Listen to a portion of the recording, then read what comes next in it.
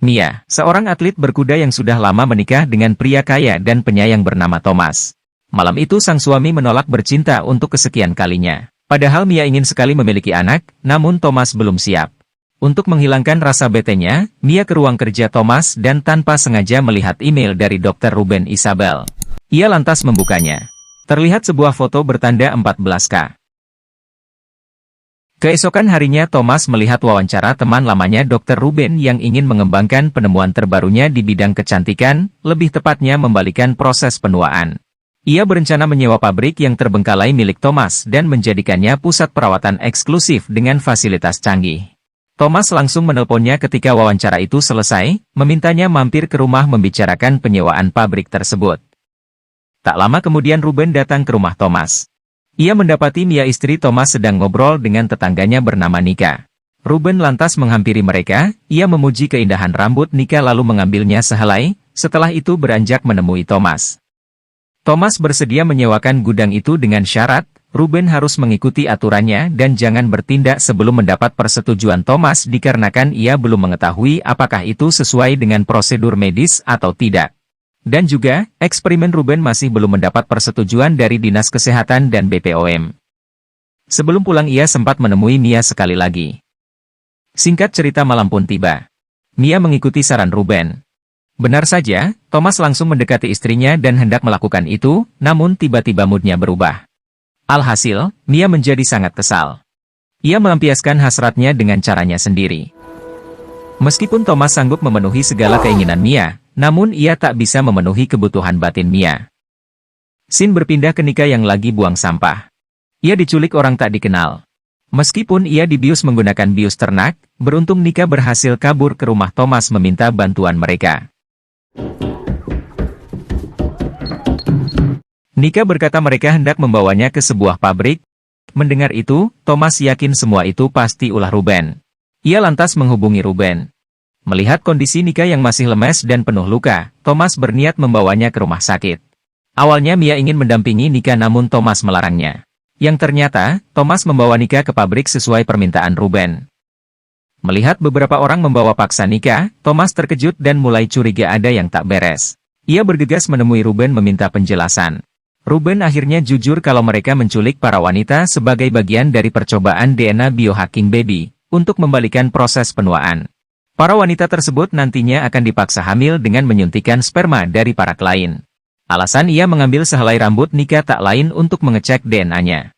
Yang mana DNA Nika ternyata cocok dengan DNA kliennya bernama Johan. Nantinya bayi yang dikandung Nika memiliki DNA yang sama dengan Johan, dari DNA bayi itulah, Ruben akan membuat serum untuk kliennya. Yang artinya, Ruben harus membunuh bayi itu terlebih dahulu. Mendengar penjelasan itu, Thomas sangat marah. Ia memutuskan hubungan kerja samanya dengan Ruben dan mengancam akan melaporkannya pada polisi sembari berlalu dari hadapan Ruben. Kembali ke rumah, di mana Mia yang masih khawatir terhadap Nika menghubungi rumah sakit. Ia kaget mengetahui nama Nika ataupun Thomas tidak terdaftar di rumah sakit. Ia lantas mengecek GPS ponsel Thomas yang ternyata berada di pabrik. Tak lama kemudian Mia mendapat pesan dari Thomas bahwa Nika sudah mendapatkan perawatan di rumah sakit.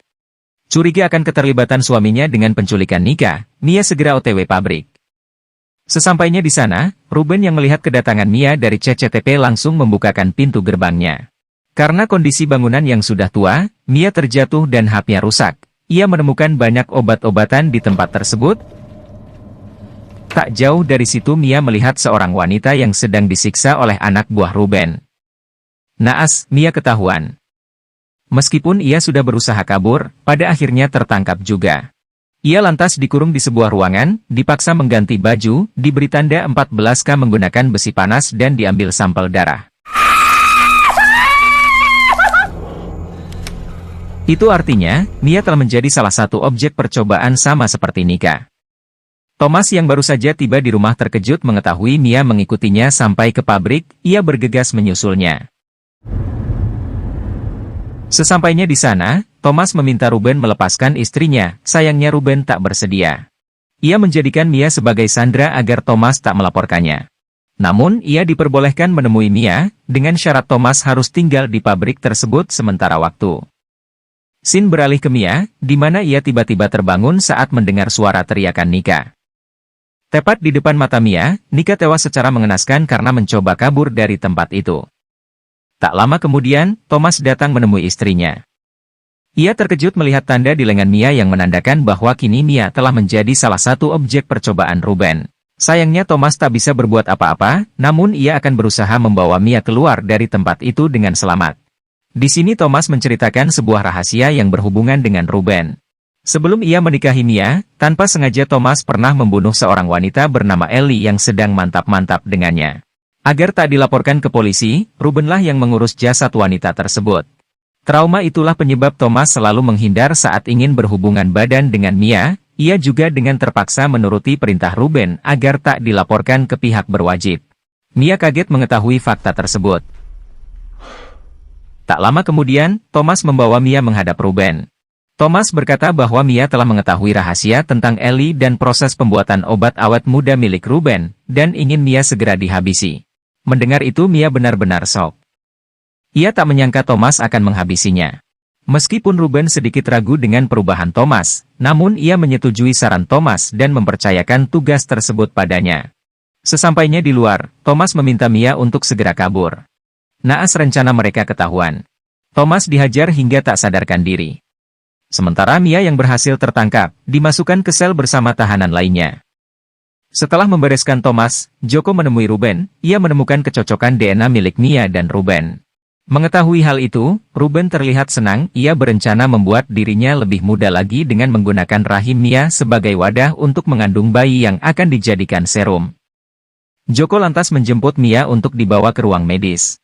Ruben sangat puas mengetahui kondisi rahim Mia sangat sehat. Setelah itu ia dikembalikan ke ruang tahanan. Mia pun berkenalan dengan para wanita yang senasib dengannya, salah satunya adalah wanita yang sedang hamil 9 bulan bernama Ellie yang pernah diceritakan Thomas. Itu artinya Ellie tidaklah meninggal. Ruben sengaja merahasiakan hal itu dari Thomas. Di ruangan lain Helena menderita sakit gigi, hal itu membuat Tingkir marah. Ia mencabut gigi Helena menggunakan tang lalu membungkam mulutnya menggunakan staples agar tidak berisik. Ellie yang sudah muak, meneriaki Tingkir agar berhenti menyiksa Helena. Hal itu malah membuat Tingkir bertambah marah dan mencambuk Ellie. Akibat penyiksaan itu, air ketuban Ellie pecah. Tingkir segera memanggil Ruben. Singkat cerita, Ellie berhasil melahirkan anaknya dengan selamat. Sayangnya, Ruben langsung membawanya pergi. Tak tega melihat kondisi Ellie, Mia sengaja memancing amarah Tingkir agar masuk ke ruangannya.